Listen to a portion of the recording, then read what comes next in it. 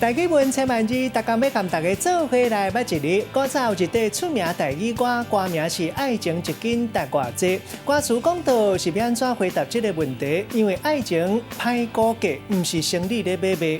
今仔日要甲大家小解这一日，咱同齐来看到，这就是估价估，读稿估第二条。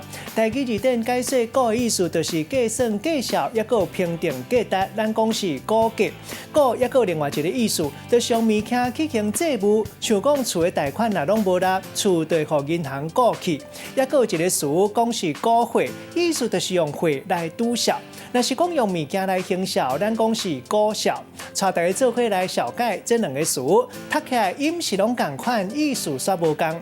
头一个是估价，意思就是评估物件的价值。第二个词同款读做估价，也毋过煞是暗算的意思，会当讲是计划拍算。咱用一句话来举例，甲这两个词夹做伙。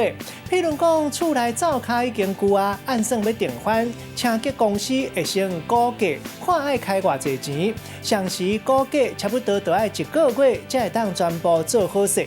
今仔日小解这一日读做估，提供予观众朋友来参考。